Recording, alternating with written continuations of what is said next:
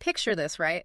It's a weekday morning, not that far in the future. Yeah. Your electric car, it just glides out of the driveway, silently, charged up overnight, by your solar panels, soaking up all that clean energy from the grid, Right. which is this amazing mix of wind and nuclear and geothermal. Yeah. So efficient. Your energy bills are like practically non-existent. It's wild to think about. It is compared to like a few decades ago. Right. We were so reliant on dirty coal and Finite resources. Yeah, totally different picture. It's a huge difference, right? Like this idea of abundance instead of that old scarcity mindset. Totally. And it goes way beyond just energy. Think about food. Oh, yeah, absolutely. Imagine crisp apples, but they were grown indoors. Indoors? Yeah, in these vertical farms using LEDs for light. Wow. Tomatoes, bursting with flavor all year round. No matter what. Even eggplant, thriving, but right in the city. It's amazing how technology is changing all this. It is. And what if your breakfast included lab-grown meat? Okay, now that's getting futuristic. It is, but think about it. It frees up so much land. All that land we use for livestock. Exactly. And then there's healthcare. Oh, don't even get me started. The possibilities are mind-blowing. Imagine you need medication. It's synthesized in space. In space. Yeah, and delivered by a drone. Right to your door. We're talking star pills making rare treatments common. That would be incredible. And the air in our cities so much cleaner, quieter because of electric vehicles. Wait, all those, what are they called? Those last mile delivery robots? Yeah, exactly. It's like a whole different way of life. It's a potential reality. That's what our sources suggest. It's exciting, but I'm sure it's not all smooth sailing, right? Of course not. There are roadblocks. It's not this automatic march towards abundance. Yeah, what are some of the big challenges? Well, for one, deeply held different beliefs about how we should get there. Right, different visions. And then there's the unintended consequences of past solutions. Solutions becoming problems. Exactly. You tried to solve one thing. Yeah, to create another. Yeah, environmental regulations. Yeah. Actually making it harder to build clean energy infrastructure. Oh, I see what you mean. And historically, we've often focused on boosting demand instead of addressing the supply issues. The root of the problem. Right. So it's complicated. It sounds like we've got a lot to unpack here. So where do we even begin with all of this? Well, our sources suggest that a foundation for all this abundance is rethinking how we live. So housing, right. Housing, exactly. Okay, let's talk cities. I mean, they're kind of at the heart of it all, right? Absolutely. And Ed Glazer, he has this really interesting way of describing cities. How's that? He says they're the absence of physical space between people and companies. That's a good one. So it's all about proximity. Exactly. And it's kind of strange, right? Yeah. Because we have all this technology to connect us remotely. But somehow this physical proximity, it's become even more valuable. Yeah, more important than ever. Yeah. Okay, I'm curious. Why is that? Well, think about it. These dense urban environments, they become these catalysts for innovation. Ideas just bouncing around. Exactly. Take generative AI companies. Okay. They've clustered along this small stretch of the California coast. Silicon Valley, right. Yeah. And even though their work is digital, they're all right there, close together. Makes sense, right. Collaboration, people moving between companies. It's this constant flow of talent and ideas. Pushing the boundaries. Yeah. Our source calls it breaching the frontier of ideas. That's a great way to put it. It makes you wonder, though. Yeah. Why haven't other places with similar advantages become those kind of hubs? It's a really good question, right? What is it about these specific locations? It's fascinating. And this concentration of innovation, it has these ripple effects, right? Totally. It impacts the whole fabric of society. Yeah. Rod Shetty's research on upward mobility in the U.S., it's kind of alarming. Yeah, what did he find? Okay, so the chance of a child earning more than their parents, it's dropped dramatically. Dramatic. In 1940, it was a 92% chance. Wow. By the 1980s, it was down to 50%. That's a huge drop. And the source suggests that it's linked to access to those higher paying jobs. Which are often in those expensive cities. Exactly. So if you can't afford to live in those places, you're kind of stuck, right? It becomes a barrier to opportunity for sure. So then the question is, how did we get here? How did our cities and our housing policies, how did they evolve in a way that kind of created this situation? Right. And our sources dive into that. William Fischel, he talks about like how trucks and buses changed everything. Really? Yeah, they changed like the whole spatial layout of cities. How so? Before trucks and buses, everything had to be close together, right? Oh, I see. Like residential, industrial, commercial, all crammed in. Exactly. But then with trucks and buses, suddenly they could spread out. Exactly. Different parts of the city didn't have to be like right next to each other anymore. So that's how we got these separate zones, residential zones. Yeah, but then it also created this need for homeowners to like protect their areas from like the noise and pollution of industry. Exactly. They didn't want a factory popping up next door. Yeah, that makes sense. And that's where zoning comes in, right? Zoning, yeah, it started with this basic idea of like separating incompatible uses. Like you said, keeping the factories away from the houses. Right. James Messenbaum, he called it good housekeeping. I like that analogy. It's pretty clear, right? But then over time, zoning kind of morphed into this tool for like limiting the overall supply of housing. Really? Yeah, and sometimes it was used to like explicitly exclude certain groups of people. Oh, wow, like discriminatory zoning policies. Exactly. And then you have like the Petaluma Plan in California. That was a big one, right? Yeah, put caps on the number of new housing units allowed. And those urban growth boundaries. Right. So it basically limited how much the city could grow. And other cities followed suit, right? They did. It became a model. So what's been the impact of all of this, like all these zoning regulations? Well, California's housing production, it's declined significantly since like 2007. Compared to? Like the 50s and 60s, they were building way more back then. It's a huge difference. It is. And this connects to like a really core tension that Jerusalem Demses talks about. What's that? Seeing homes as assets versus basic needs. Okay, so like an investment versus a place to live. Exactly. And she argues that the wealth-building potential of homeownership, it relies on scarcity. So the less there is, the more valuable it becomes. Exactly. So you have this inherent conflict between like existing homeowners and newcomers. Because the existing homeowners, they benefit from limited supply. They do. It drives up their property values. But the newcomers, they're just trying to find an affordable place to live. It's a tough situation. It is. And then on top of all of this, we have to factor in like environmental regulations, right? Right. And sometimes those regulations, they can have unintended consequences. Like with housing. Exactly. Like California's CEQA. The California Environmental Quality Act. Yeah, it was passed with like really good intentions to protect the environment. Right. It's been interpreted so broadly that it could be used to block almost any development. Really? Yeah, our source even says it applies to anybody engaged commercially in putting two sticks of wood together. So like even small projects can get caught up in this. Yeah, and it's not just about the intent of the law, it's the process, too. What do you mean? Like the sheer volume of environmental impact statements required in California. Compared to like the federal level? Yeah, it's way more. So projects just get bogged down in all this paperwork. It can take years sometimes just to get through the process. It's ironic, right? Laws meant to protect the environment end up delaying, maybe even preventing, the very things that could help us be more sustainable in the long run. It's a real challenge, and it ties into this broader debate about degrowth. Degrowth. I've heard that term. What is it exactly? It's this philosophy that says to address climate change, we need to like scale back economic production.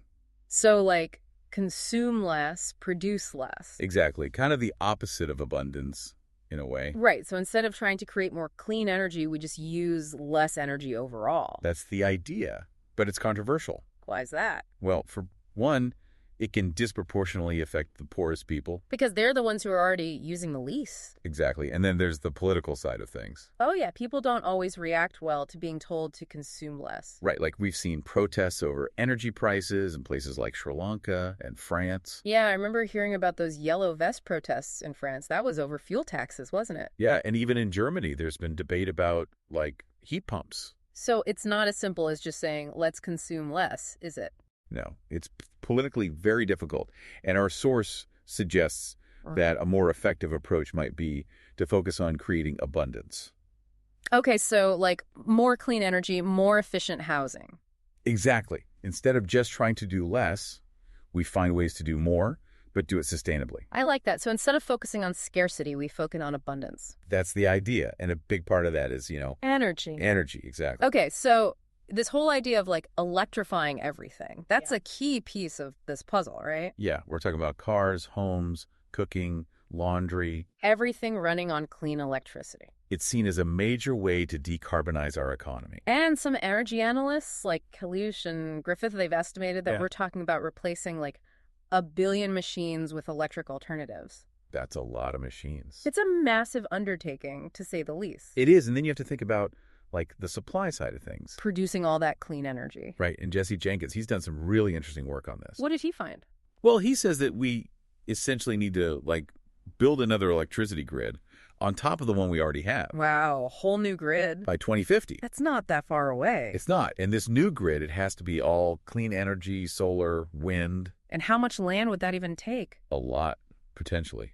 Like hundreds of thousands of square kilometers. That's a lot of solar panels and wind turbines. It is. And then Rule and Saltzman, they have this really stark analogy. What's that? They say to meet our renewable energy goals, we need to bring 2 new large solar facilities online every week for the next 30 years. Every week. Every week for 30 years. That is an insane pace of development. It is, and it makes you wonder, are we even capable of moving that fast? Yeah, like can we actually build things on that scale that quickly? Right, and our source uses California's high-speed rail project as like a cautionary tale. Oh, yeah, that's been in the works forever, hasn't it? Yeah, it has. Voters approved it back in 2008. And it's still not done. Not even close. It's facing all these funding problems and just like a lack of political will. It's a shame because high-speed rail, it has so much potential, right? It does. And these delays, they cost money. Brian Kelly. He estimates that every year of delay adds another 2 to 5% to the cost. So the longer it takes, the more expensive it gets. Exactly. And it's not just about money. It's also about our ability to like get things done. Right. Like, can we still build these big, ambitious projects? Even Governor Newsom, he's talked about this, you know. What did he say? He's like, what happened to the California that built like all those amazing things in the 50s and 60s? Yeah, that's a good question. It's like we've lost our ability to like think big and build big. And John Podesta, he calls this public sclerosis. Public sclerosis? What's that? It's the idea that like we've gotten so good at stopping things through regulations and lawsuits and all that. Exactly. That we've forgotten how to actually build things. That's like we're paralyzed by our own processes. And there's research to back this up. Goolsbee and Syverson, they looked at productivity in the U.S. construction sector. It's been declining. So it's not just a feeling, it's actually happening. Right, and it's not because of a lack of investment either. Interesting. So what is it then? Well, Mancor Olson, he had this theory in his book, The Rise and Decline of Nations. What did he say? He said that, like, affluent, stable societies, they tend to develop more and more organized interest groups. Okay. And each of these groups, they have the power to like veto or delay projects. So more groups, more veto power, more delays. Exactly. It leads to more negotiations, more regulations, and it just makes it harder to get anything done. And he contrasted this with like countries like China, right? Where they can build things much faster. It's interesting because those organized groups, they're often important, right? Absolutely. They represent different interests. They protect rights. But when it comes to these large infrastructure projects, with so many stakeholders, it can become a real bottleneck. It can. Like with the high-speed rail, every group has their say. And the project just gets bogged down. And more expensive. So we have this need to build a lot of new infrastructure, but our systems are kind of designed to slow things down. Yeah, that's the dilemma. And our sources, they talk about this regulatory maze. And this idea of liberalism's lawyer's problem. Okay, I'm intrigued. Break that down for me. So after World War II, there was this huge expansion of government regulations. To address things like highway safety, environmental protection, all important stuff. Right. Our source quotes Saban, he says it's like taking apart a bicycle and then not being able to put it back together. So like all these regulations, they create this incredible complexity. Yeah, and Nicholas Bagley, he points out that political actors, especially on the right, they've learned to use these regulations to their advantage. Like weaponizing bureaucracy. Exactly. They use procedural hurdles, lawsuits, to slow things down. That's interesting because it raises this question of like public trust in government. Exactly. Bagley argues that for government to be legitimate, it has to be capable, informed, prompt, responsive, and fair. So if it can't deliver on projects, even when they're popular, it erodes trust. And we've seen that happen, right? Yeah, Pew Research Center data shows that public trust in government, it's been declining for decades. Since like the 1960s. And then you have this green dilemma that Rule and Salzman talk about. Green dilemma. It's the idea that both traditional infrastructure projects, like roads and bridges, and green infrastructure, like renewable energy projects, they both face the same permitting nightmare under existing environmental laws. So it's not just about, like, bad intentions or anything. No, it's the system itself. It's making it harder to build the things we need. Yeah, and they propose this idea of a green regulatory fast track. Specifically for climate-critical projects. To try to speed things up. It seems like we need a more fundamental shift, though, right? Political culture, yeah. Like a change in mindset? To prioritize speed and implementation. Along with, accountability and preventing abuse. It's a balancing act. It is, and it makes me think about, like, how government itself operates, how it can be more effective.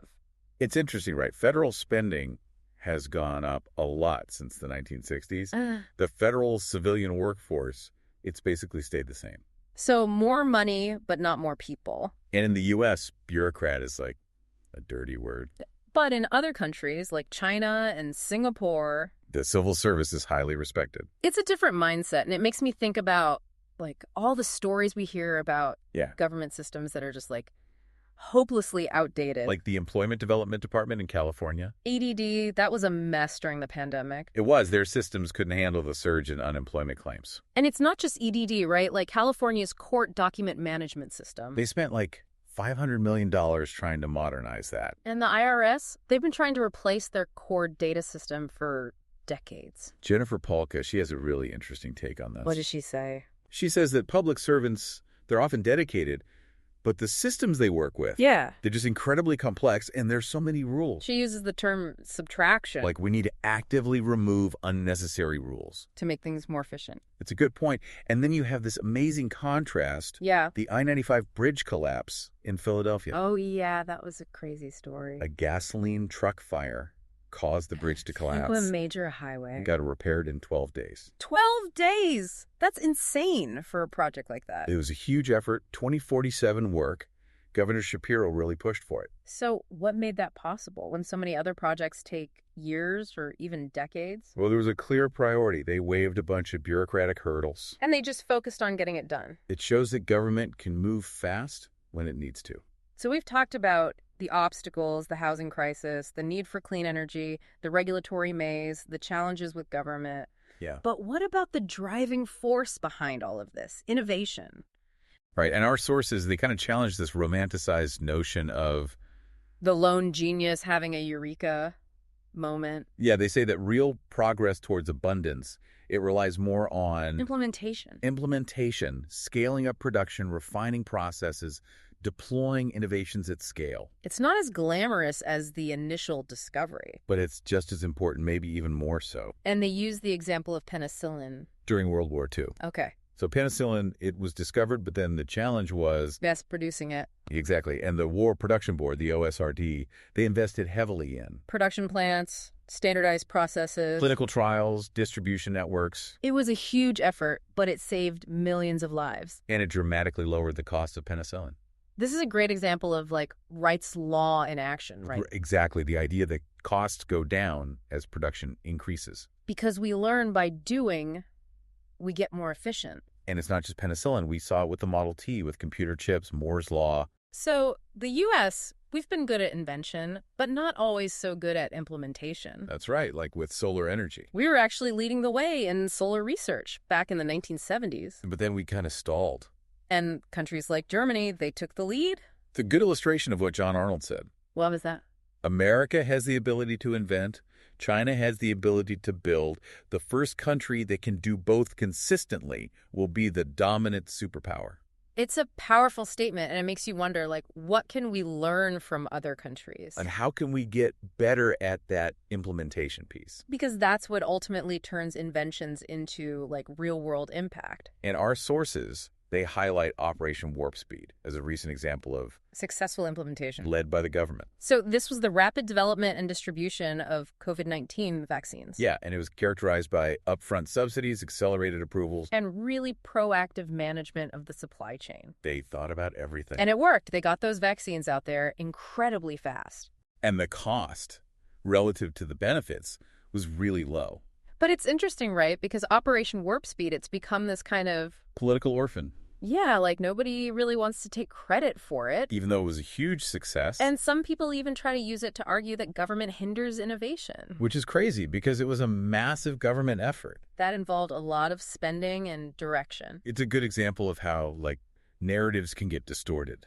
So we've covered a lot of ground here, but I want to circle back to this idea of abundance. Because ultimately, that's what this whole conversation is about. And our sources, they talk about this possibility of a new politics of abundance. Even in the midst of, all the political divisions we see today. Gary Gersel, he talks about these political orders. Like the underlying beliefs and priorities that shaped politics for long periods. And he suggests that right now, we're in this period where the old order is declining. So it's a time when new ideas can take hold. And this politics of abundance, it's contrasted with a politics of scarcity.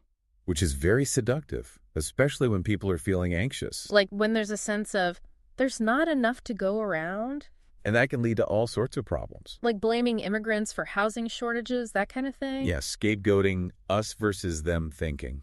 But our sources argue that to achieve abundance, we have to make tough choices. And maybe even disrupt some existing political coalitions. Because the status quo isn't working. We have to prioritize building and progress. Over endless procedural hurdles. And those entrenched interests that benefit from the way things are. It's not going to be easy. No, but the payoff could be huge. A future where we have enough for everyone. Enough homes, enough clean energy, enough medical breakthroughs. Enough of everything we need to thrive. It's a powerful vision, and our sources suggest that it's more aligned with, the American spirit. Of innovation, of building a better future. It's about renewing our institutions and focusing our collective genius on solving the big problem. And creating a world that works for everyone. It's what they call a liberalism that builds. So as we wrap up this deep dive into the concept of abundance, the challenges and the possibilities, we want to leave you, our listener, with this question. Yeah. What single shift in mindset or in policy do you think would have the biggest impact? On accelerating the arrival of this abundant future. Think about the balance between regulation and progress. The role of government in fostering innovation and implementation. It's a complex issue, but your perspective matters. It does. So what do you think?